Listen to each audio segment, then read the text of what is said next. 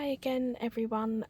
So yeah, I thought I would give you a quick, well, not a quick, but I thought I'd give you a breakdown of my partner Pete's health. So basically, he caught COVID when it first came out in the UK, and although they said it was a virus, as to what actually happened, we know it was COVID because.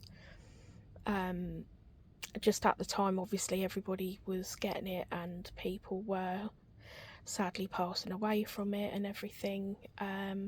So, yeah, basically, Pete was diagnosed with heart failure, and I couldn't go and see him in the hospital, obviously. So, that was quite hard because Pete is quite old school, so he doesn't really know how to work the internet and stuff on the phone.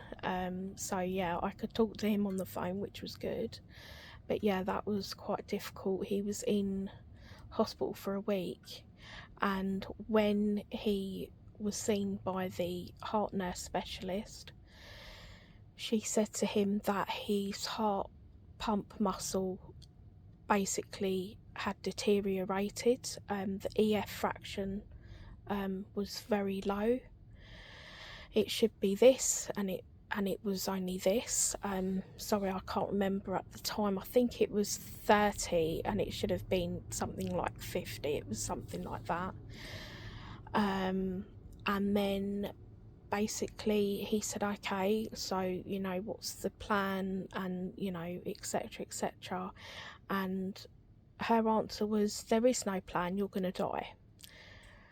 Now, to me, it's like, really? Like, that's your bedside manner as a doctor? I thought was absolutely disgusting. Oh, sorry, as a heart nurse specialist.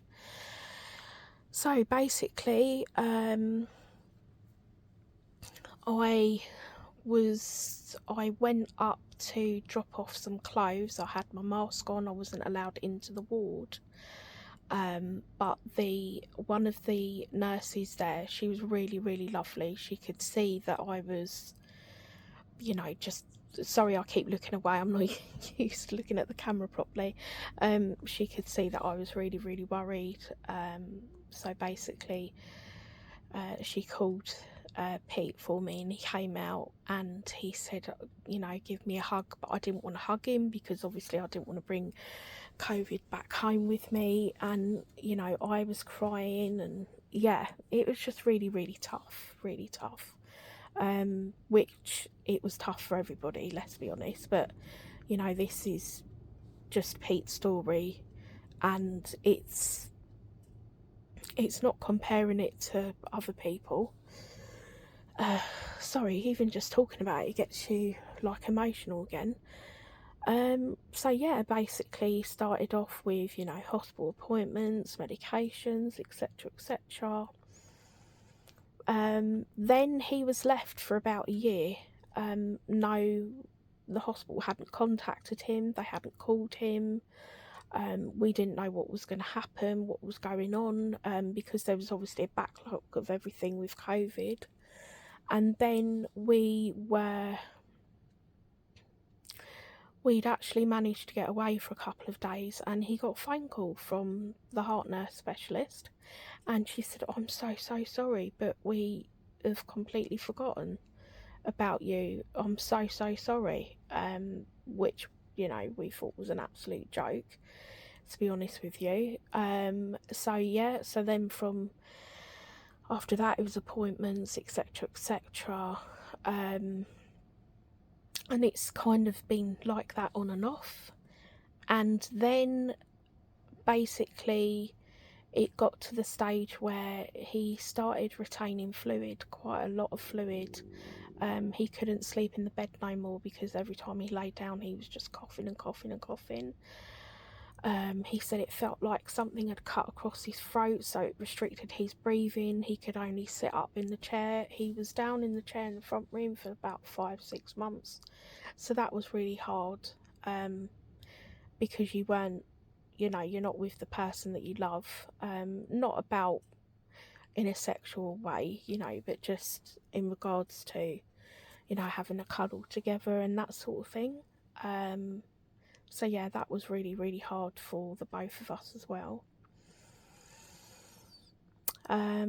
Kept going back to his appointments, telling them that the swelling was getting worse. It got to the stage where they gave him blood clot medicine, where they hadn't even diagnosed the blood clot yet. They hadn't even had the results back yet. And then it turned out he didn't have a blood clot and that he should stop the medicine as soon as possible. So that happened, which obviously we were not happy about. And then basically the fluid got extremely worse. So basically what happened was, it started off last year. He started coughing up green phlegm and blood, and that's the reason as well with the breathing. He was breathless, he couldn't sleep upstairs. All throughout this he was still going to work. I don't know how he was still going to work, but he's quite resilient and he just kept pushing himself and kept going and kept going and kept going. And it was back and forth. It was antibiotics, 2 lots of antibiotics. It sort of quelled it, and then it came back again, like the blood and the mucus and stuff and the phlegm. And then the swelling started to get dramatically worse. His legs were just swelling right out, and we were in the garden on Saturday the other month, and he just looked absolutely exhausted. And the thing with him is he hates going to the hospital, hates going to the doctors, but obviously he was going to his hospital appointments, he was telling them everything, they just weren't really listening. And then Sunday he was extremely bad, but we called for an ambulance. This was on a Sunday, and when the ambulance people come out, they couldn't believe the fact that he'd been left in that state, because he was leaking fluid from his legs. When we got to the hospital, we were told that all of the fluid was literally just sitting below his heart, and within a couple of hours he would have died. So yeah, that was really scary, really hard to take in. The fact that, I'm saying we because we live with Pete's sister, that we nearly lost him. And then it was chest x-rays, lung x-rays, you name it. They put him through for an MRI, and then on the MRI they found out that he had 2 small lesions, and that the heart pump muscle, where it had gone back up, he actually got it back up to a good level. It had reduced, the EF fraction had reduced to 15%, which obviously was not good. So yeah, he was admitted into hospital. He was discharged the following day because he had all the fluid taken out of him by the intravenous drip. They then felt that he probably picked up an antifungal infection. They'd done so many tests, it's unbelievable. They all came back negative. So he's had untold lung scans, because he had one lung scan which didn't show these clots near the lung and the heart, because of the fluid. He had so much fluid inside him. So yeah, then it showed up that it was 2 small lesions. He had another angiogram. He had an angiogram when he first got diagnosed with heart failure, and it was 2 small lesions, and they weren't overly concerned. But the respiratory doctor, Pete had a CT scan for the lungs, not last week, the week before, and I've left a message with them now because no one has called him back about the results. They wanted to see if the lesions, which I think are 3 centimetres and 4 centimetres, if they've grown any bigger. If they have grown any bigger, they need to take a biopsy of the lung.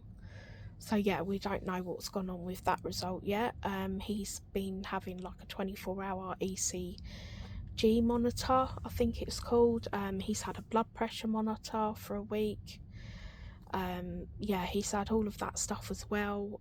He's had the whole cardiology team at the hospital looking at his case. One of the doctors just said to Pete, he cannot believe the fact that they put him on certain medication which increased your fluid. So he cannot believe that that was never looked at, it was never dealt with. He's got it on all of the notes whenever he's gone to cardiology that he's putting on all of this extra fluid, but they just weren't dealing with it.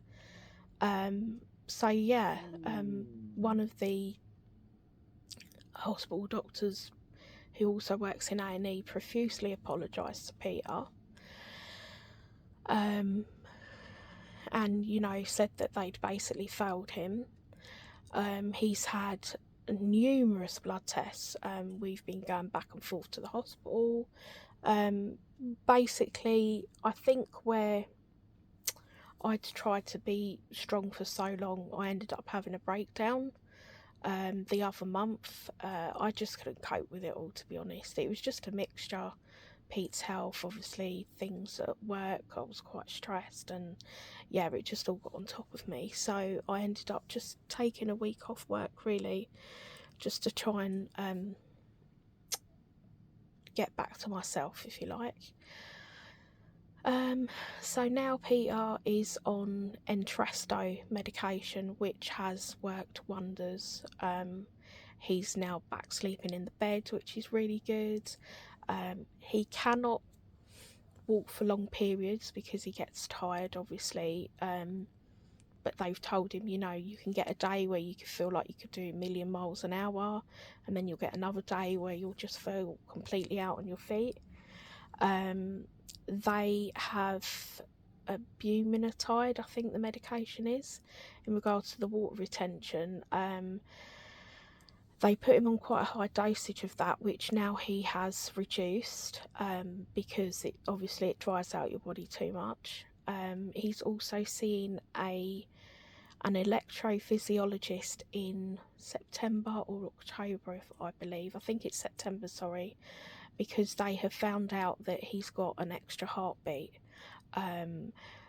So we don't know if they're going to possibly do a heart transplant, fit in with a pacemaker. We're not too sure of what the plan is, but the cardiology team has issued this medication, even though he's not been diagnosed with AF yet, for him to start taking. And the pharmacist has said to Peter, if they explain to you that this medication is, extremely strong, so basically Pete is not going to be taking that because he hasn't been diagnosed with AF yet. He needs to see the electrophysiologist first. Now, I know people probably think, well, that's just stupid not taking medication, but where they've been prescribing him meds when they shouldn't have been in the past, he's not going to do anything more to his body unless it's absolutely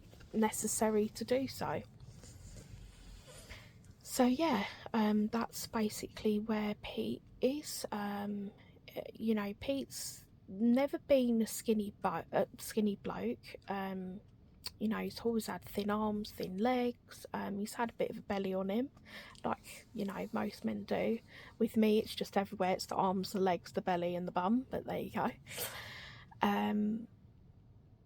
But yeah, at least he's back to some sort of normality. He feels like he's 80% back to normal.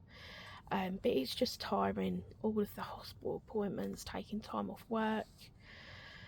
Yeah, it's just back and forth. So, people that are going through health issues, you would understand, because, just going to the appointments tire you out as well. So yeah, that's basically Pete's heart failure story. So sorry if I might have not said the wrong words for the medication or forgotten stuff, but that's just the rundown of what's been going on. So yeah, I'm sure, obviously I will keep you guys updated. I'll let you know if we get any results and stuff. I did leave a message with the respiratory team for them to call back Pete as soon as possible, which I have to continuously do until they call him about the results. So yeah, but thank you for listening, and yeah, for anybody that's going through health issues, or you're a partner of someone that's going through health issues, we know it's tough, but we just keep on going as much as we can. So yeah, thanks for listening. Bye.